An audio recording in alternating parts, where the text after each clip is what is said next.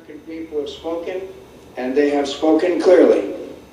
A little while ago, I had the honor of calling Senator Barack Obama to congratulate him,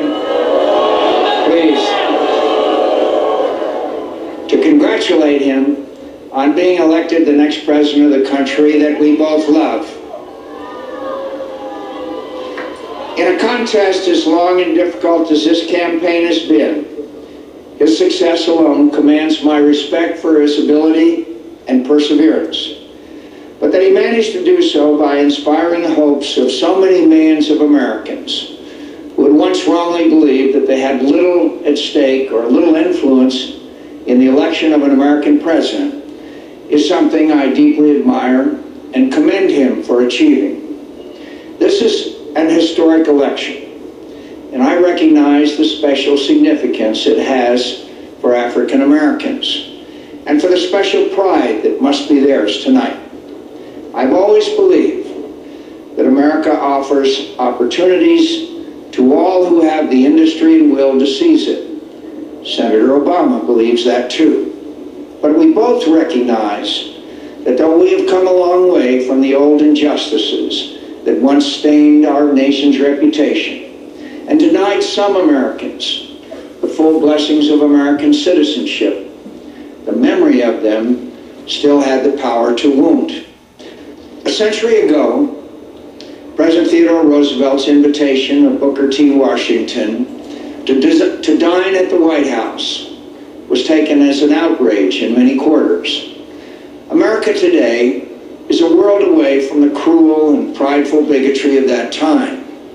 There is no better evidence of this than the election of an African American to the presidency of the United States. Let there be no reason now.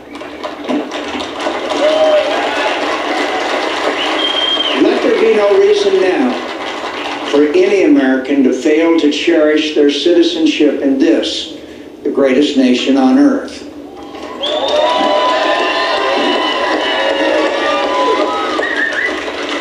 Senator Obama has achieved a great thing for himself and for his country.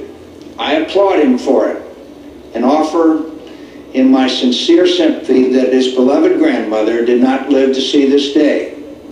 Though our faith assures us she is at rest in the presence of her Creator, and so very proud of the good man she helped raise. Senator Obama and I have had and argued our differences, and he has prevailed. No doubt many of those differences remain. These are difficult times for our country, and I pledge to him tonight to do all in my power to help lead us through the many challenges we face. I urge all Americans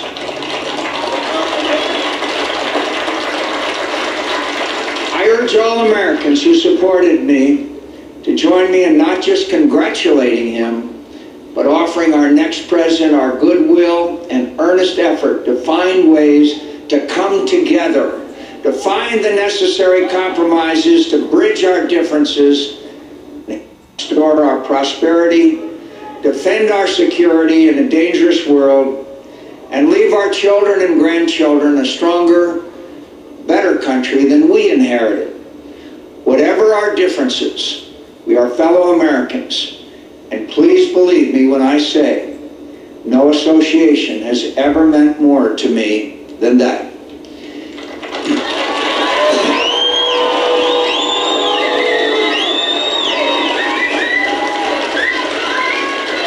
It is natural.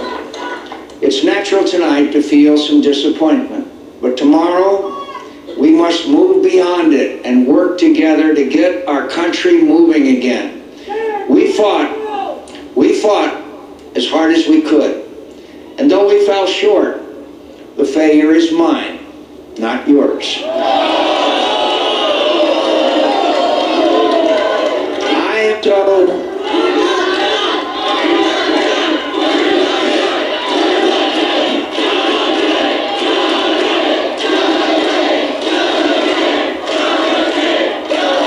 I am so deeply grateful to all of you for the great honor of your support and for all you have done for me.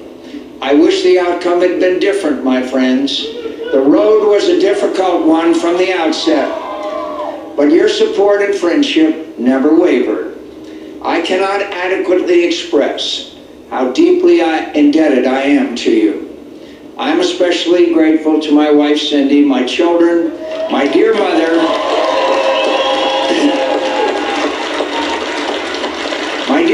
and all my family, and to the many old and dear friends who have stood by my side through the many ups and downs of this long campaign.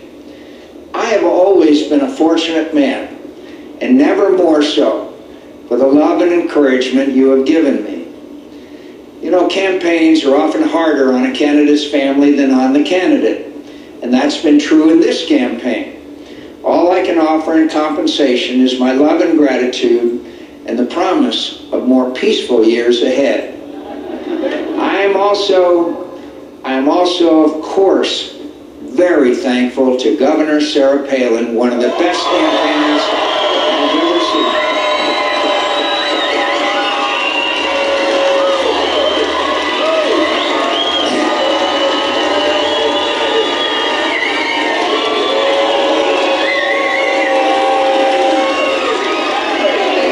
One of the best campaigners I have ever seen, and an impressive new voice in our party for reform and the principles that have always been our greatest strength.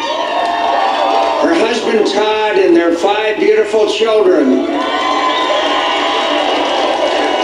for their tireless dedication to our cause and the courage and grace they showed in the rough and tumble of a presidential campaign. We can all look forward with great interest to her future service to Alaska, the Republican Party, in our country.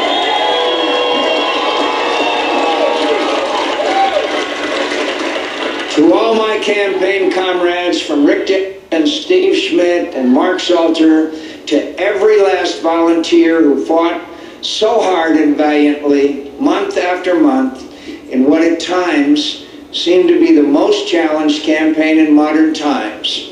Thank you so much. A lost election will never mean more to me than the privilege of your faith and friendship. I don't know what more we could have done to try to win this election. I'll leave that to others to determine. Every candidate makes mistakes, and I'm sure I made my share of them. But I won't spend a moment of the future regretting what might have been. This campaign was and will remain the great honor of my life. And my heart is filled with nothing but gratitude for the experience, and to the American people for giving me a fair hearing before deciding Obama and my old friend Senator Joe Biden should have the honor of leading us for the next 4 years. Please. I would not be an American worthy of the name should I regret a fate that has allowed me the extraordinary privilege of serving this country for a half a century. Today, I was a candidate for the highest office in the country I love so much. And tonight, I remain her servant. That is blessing enough for anyone, and I thank the people of Arizona for it.